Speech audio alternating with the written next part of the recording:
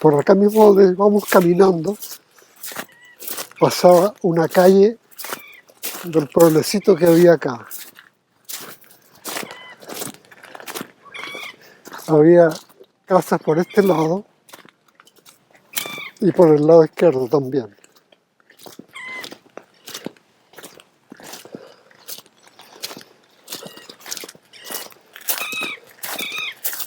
Bueno, los servicios más elementales estaban acá, en este sitio.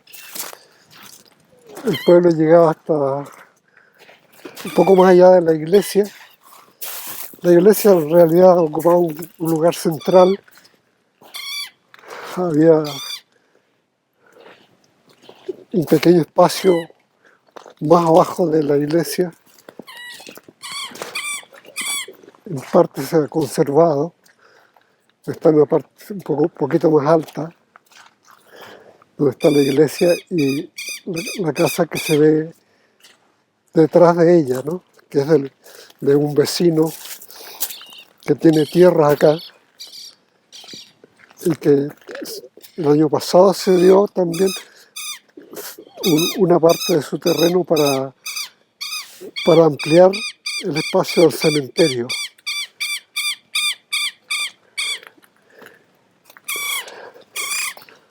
¿Cuáles son los restos que quedan del pueblo? ¿Estos basamentos? Aquí hay unas bases, ¿eh?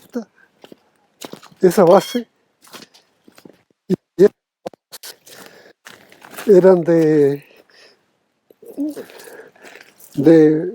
pilares que sostenían el durmiente de una construcción. Esos dos pilares son restos de dos pilares que señalan más o menos la extensión que tenía la casa. Era un almacén que había acá. Aquí hay otro resto.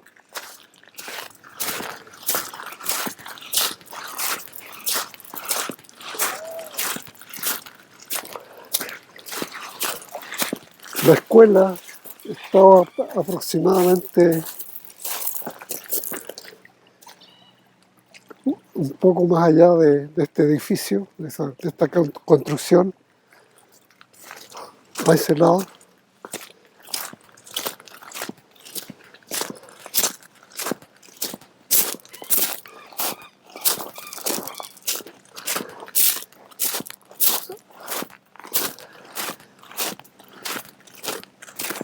Aquí queda un pequeño muro. ¿De qué habrá sido este muro?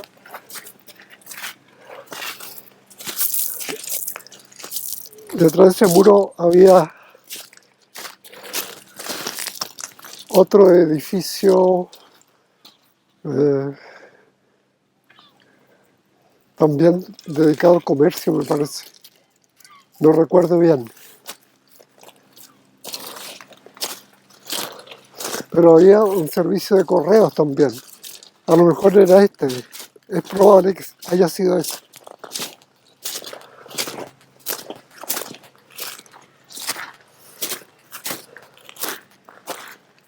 ¿Hasta dónde se extendía el poblado? Un poquito más allá. No mucho más. No era un pueblo grande, pero al menos tenía los servicios básicos: escuela, iglesia, cementerio, oficina de correos. Antes tuvo un nombre indígena, ¿no? ¿No lo recuerdas? Bueno, al menos la zona de donde está el pasaje, lo que se llama el pasaje, el lugar de los transbordadores hacia Dalcahue, se llamaba Coyungüe. Coyungüe. Incluía también, parece, San Javier. No estoy seguro de eso.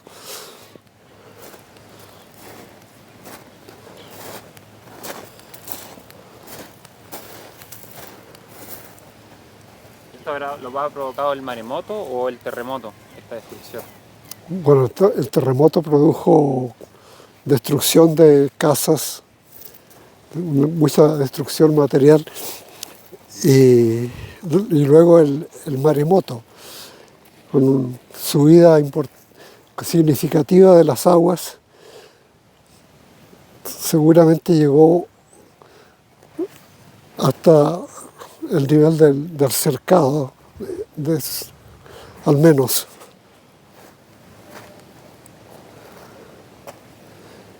Pero yo no estaba, yo viví acá antes del año 60. Entonces cuando transitábamos por acá para ir a Dalcahue, tendríamos que ir a pie o a caballo. No había ningún vehículo motorizado. Por la costa. Eh, por arriba, donde hay carretera ahora, había simplemente un camino rural para peatones y para caballos. No había ningún microbús, ningún automóvil, nada. Era todo muy precario. No había prácticamente embarcaciones motorizadas, muy pocas, las primeras. Había barcos de recorrido a vapor, barcos de vapor, no motonaves ni embarcaciones como las que ahora se ven aquí.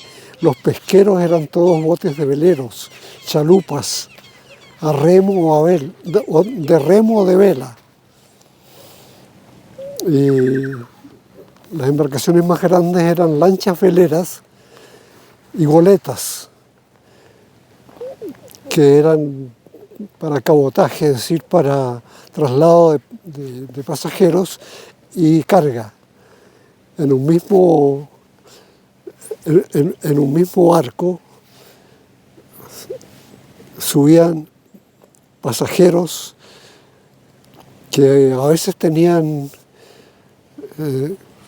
cierto lugar acomodado para descansar, algunos camarotes, y los demás tenían que ir sobre cubierta o junto a las bodegas donde iban regularmente las bolsas de papas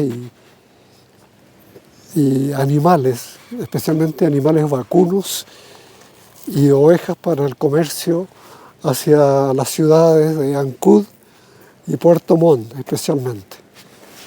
Ah, desde aquí se podía llegar hasta Puerto Montt. Sí, las, las- las lanchas y goletas hacían ese recorrido pasando por algunas de las islas menores, y los barcos que hacían el recorrido desde Puerto Montt hasta Puerto Chacabuco y Aysén tenían que pasar por este canal, porque era puerto de recalada de Alcahue, después seguía hacia el suroeste, pasando por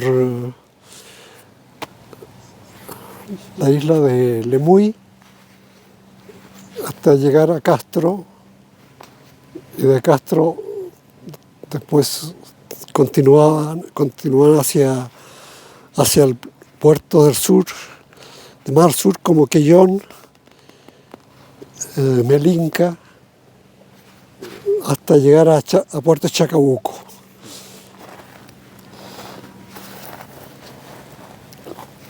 Y todo eso desde Dalcahue. Sí, O sea, era súper impactante Dalcahue en ese tiempo. había barcos como un barco pequeño que se llamaba el Dalcahue, otro barco mayor que se llamaba el Tenglo, que llevaba el nombre de la isla que está frente a Puerto Montt.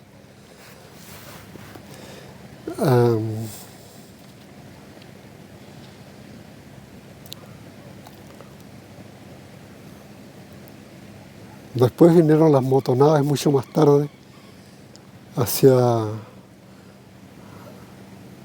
el año 50 ya había algunas motonaves que hacían ese recorrido.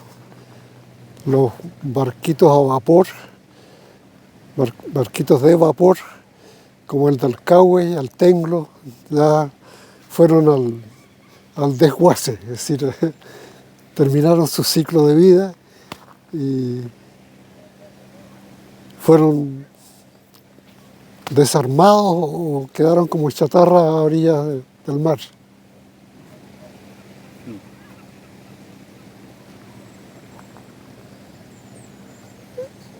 Después vinieron los barcos de turismo de la empresa Cochifas.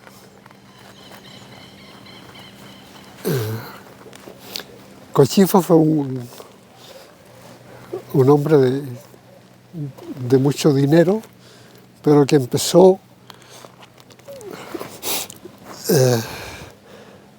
como pescador.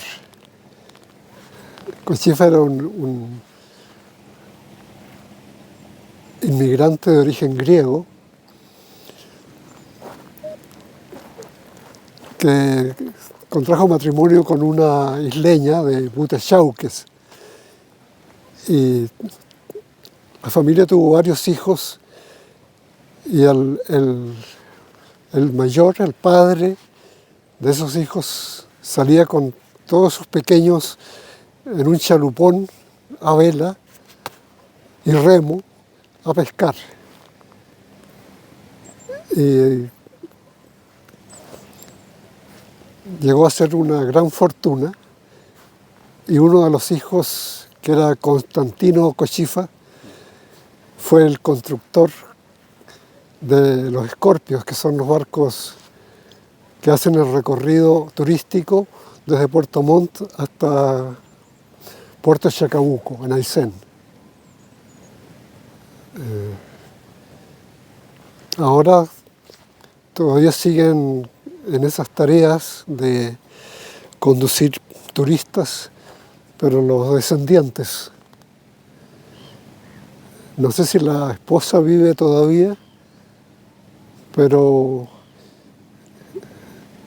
ella jugó un papel importante también en la mantención de la empresa, donde se involucraron varios hermanos, ¿no? Pero Constantino Cochifa fue el principal gestor de esa empresa. ¿Tiene ese Constantino algo que ver con usted? No, solamente el nombre.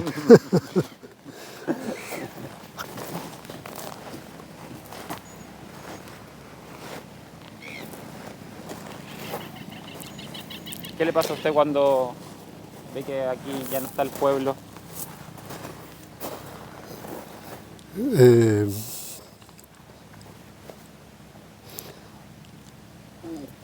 Siento, bueno, nostalgia y también en parte también alegría, porque yo pasé mi infancia acá. En muchas ocasiones hice este recorrido a pie hasta Alcahue para ir a hacer algunas compras o para ir a conseguir los periódicos y revistas que mi tío, donde estaba hospedado, recibía semanalmente. Entonces hice varios recorridos a pie y otras veces a caballo. Y aprendí a andar a caballo, a montar, galopar, trotar, en fin, desde muy pequeño. Entre medio de este pueblo. Claro. Entonces, bueno, eso, tengo nostalgia por la forma en que viví la infancia, mi infancia, y la forma en que me relacionaba con estos espacios. Mi padre tenía que traerme en las vacaciones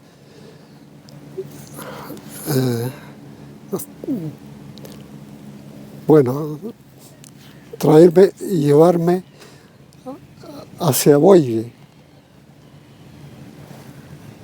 porque allá estaba mi familia más directa, mis padres, mis hermanos, y aquí solamente tenía los tíos, que eran muy buenos, pero no es lo mismo estar con tíos que estar con el padre y la madre, ¿no? Y los demás hermanos. Y mi padre, como era constructor de embarcaciones, como mi abuelo, y viajero también, navegante, me traía en sus embarcaciones, en alguna de sus embarcaciones, hasta este lugar, y me llevaba a Boygue en algunos momentos de vacaciones,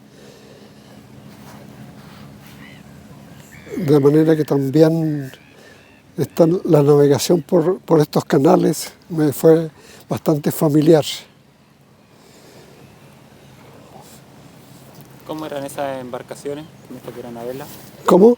¿Cómo eran esas embarcaciones? Eran unas embarcaciones de 12 metros de eslora,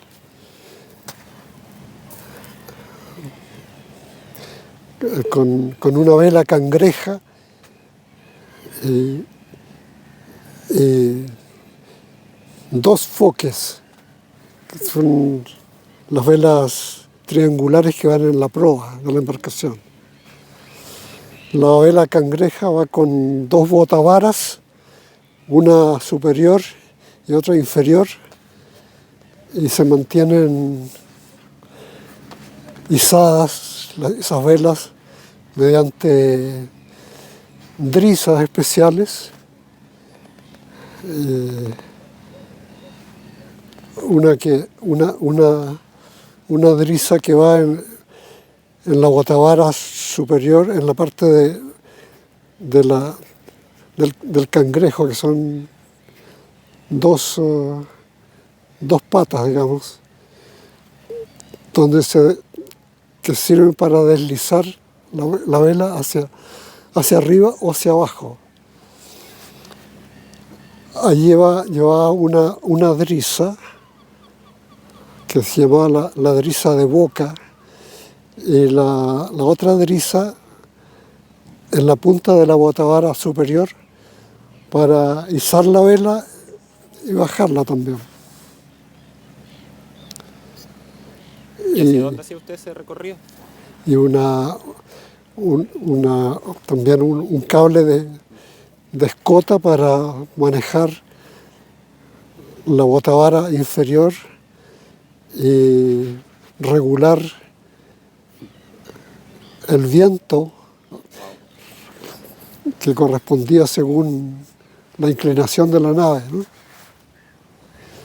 Entonces, para navegar en dirección al viento, ahora viene el viento norte, ¿no? Viento del norte. Si la embarcación quiere llegar al frente, tiene que dar vueltas en zigzag. Y eso se llamaba voltejear. Se llama voltejear. Lo contrario, si viene desde allá a favor del viento, la embarcación implica otras técnicas para el manejo de la escota y del timón.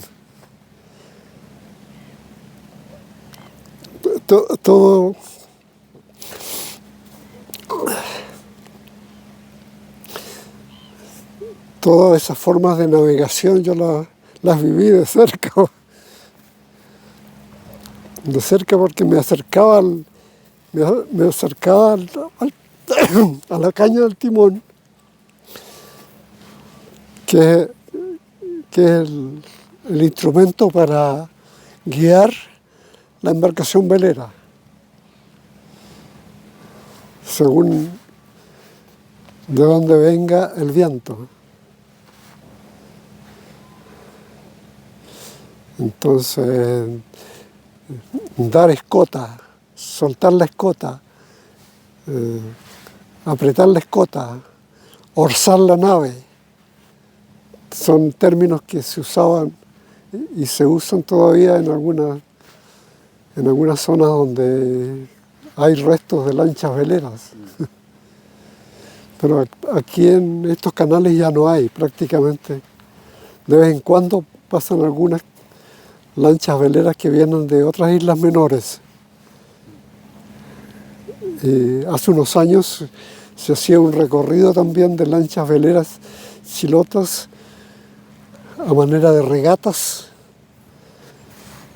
donde participaban muchísimas lanchas veleras. Ahora se hacen también recorridos similares, pero con yates que vienen de distintas partes del litoral chileno, desde Valparaíso hasta Puerto Montt, Calbuco, en fin, y algunos de esta zona también. Pero lo típico siempre fue la navegación en lanchas veleras.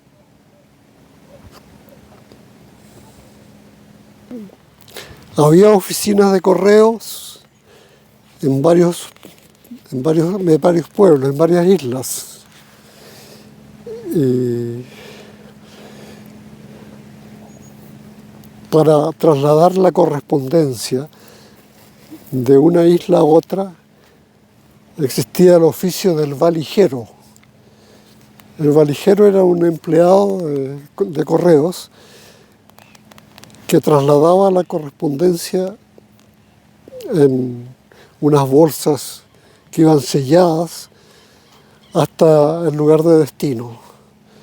Por ejemplo, en Mechuque, la isla Mechuque, pasaba necesariamente el barco porque era sitio de recalada de los barcos que venían de Puerto Montt, iban hacia el sur,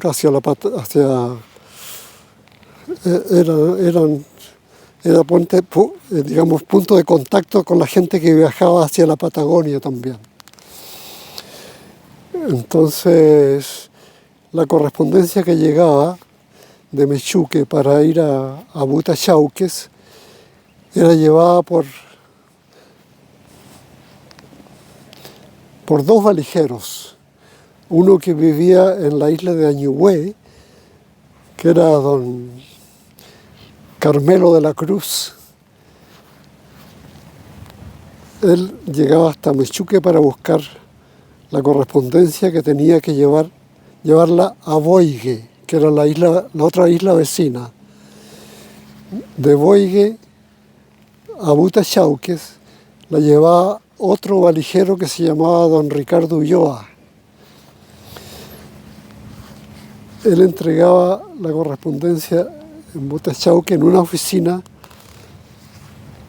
de un lugar que se llama San José, y de allí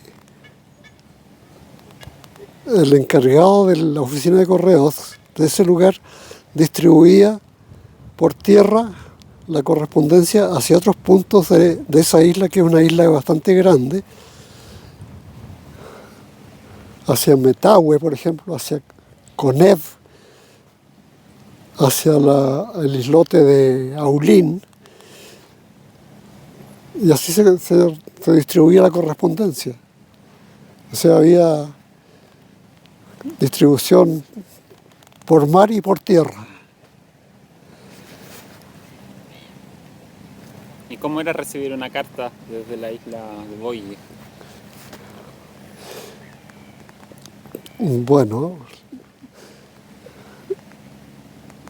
la correspondencia era bastante frecuente porque como había estudiantes que salían de las islas menores y había también muchos trabajadores que iban a la Patagonia a trabajar, sobre todo en la temporada de verano, en la esquila, en las distintas estancias de la Patagonia chilena y de la Patagonia argentina. Sobre todo iban muchos trabajadores a la provincia de Santa Cruz, en el sur de Argentina, y hacia Tierra del Fuego también. Y en la parte chilena hacia Puerto Natales y alrededores, y Punta Arenas y Tierra del Fuego. Puerto Porvenir, Tierra del Fuego. Y había entonces un flujo constante de correspondencia, porque la gente del sur, de la Patagonia, tenía que enviar dinero a veces a sus familiares, porque los familiares quedaban con escaso dinero, porque las fuentes de trabajo eran muy escasas acá. En cambio allá las fuentes de trabajo eran bastante amplias. En un territorio tan grande como es la Patagonia, necesitaban muchos trabajadores, ¿no? Tanto estancieros para la esquila como para el cuidado permanente del ganado. Entonces, a veces, sobre todo los jóvenes, se quedaban por allá, se casaban con argentinas o con chilenas, y los que tenían más edad volvían siempre a su tierra, donde habían dejado a su señora, a sus hijos, tenían mayores compromisos. Y bueno, había una comunicación constante a través de correos de Chile. Y generalmente se escribían unas cartas muy afectivas y con muchos detalles de lo que el ausente estaba viviendo, ¿no? Yo que tuve que estar ausente muchos años en internados, primero en Castro, después en Valdivia, tenía que escribir constantemente unas largas cartas. Le escribía fundamentalmente a mi madre, y ella me contestaba regularmente cada carta que yo le escribía. De esa manera manteníamos un flujo constante de comunicación. Y me informaba de lo que pasaba en la isla, me informaba de los familiares, de los conocidos, en fin. Y yo le informaba de mis avances en el estudio, de mis problemas que podía tener. Me enviaban dinero. En fin, yo estudié con beca siempre. La educación era gratuita, pero igual uno necesitaba dinero para libros, para cuadernos, útiles escolares, en fin, para vestuario, zapatos, en fin. ¿Se recuerda cómo hubiera sido cuando se enteró de que el terremoto hizo desaparecer San Javier? ¿Cómo se enteró usted de eso?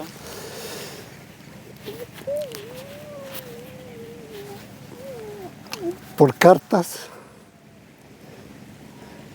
¿Para qué decirle? Yo sufrí el terremoto en Valdivia, que fue el epicentro del movimiento sísmico, y allí fue terrible, porque no solamente fue destrucción de casas, edificios, de la costanera, de los puentes, sino que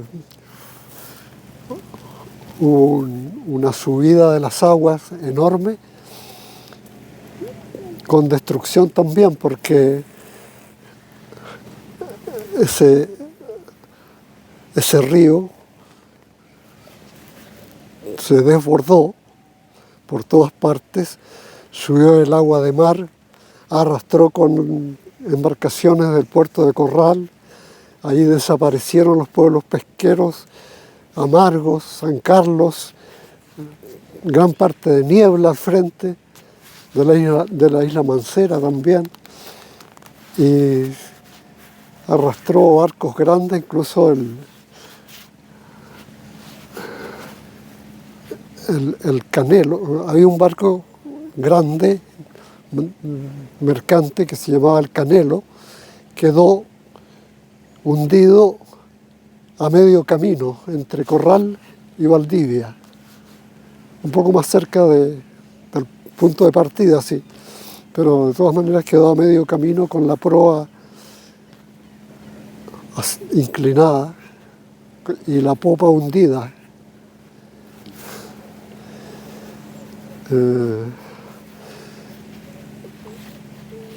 Le llegó una carta desde acá. ¿Cómo? Le llegó una carta desde acá. Ah, claro.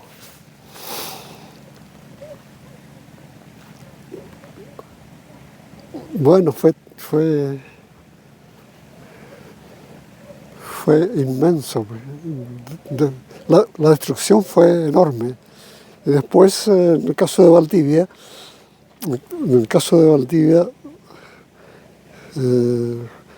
se formaron 3 tacos en el lago Riñihue, en la desembocadura del lago Riñihue. Entonces se corrió el peligro de que la ciudad de Valdivia fuera inundada cuando se abrieron esos tacos y se desbordara el lago Riñihue. Todo el mundo hablaba del inminente riñiguazo. Entonces se despobló Valdivia, gran parte de la gente se fue a Santiago. Y yo, como trabajaba en el diario El Correo de Valdivia, siendo estudiante todavía, yo trabajaba como corrector de pruebas y dibujante de avisos comerciales. Entonces no podía dejar mi trabajo. Me quedé cuidando una casa que estaba semi-derruida, la casa que era de mi apoderada. Cada estudiante tenía un apoderado o apoderada que le servía de tutor para sus estudios. Entonces, esa fue mi situación. Quedé cuidando esa casa, que estaba bastante a mal traer, y recibí información, no inmediatamente, pero después de unas semanas, de lo que había sucedido aquí en el sur.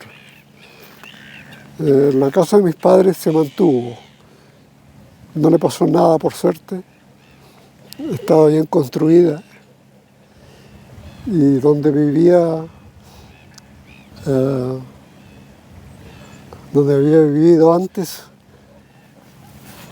aquí en Diañ, a donde mis tíos, había subido el agua nomás, y una parte fue afectada, una parte de la casa fue afectada porque estaba bastante cerca del mar. Tenía unos pilares altos, pero eso le sirvió de refuerzo, pero una parte se cayó y se destruyó. De eso me informé mucho más tarde. De todas maneras, las cosas que me contaban después eran increíbles. ¿Cómo cuál? Como que había unos árboles a la orilla del mar, como están estos arbolitos ahí. Después del terremoto, después del maremoto, encontraron allí unos unos cangrejos colgados en las ramas. Claro, muy probable que haya sido así porque subió tanto el agua de mar y el oleaje fuerte, no solamente habrían llegado cangrejos, sino que otros crustáceos y otros moluscos también. Y a lo mejor hasta peces que andaban cerca de la orilla.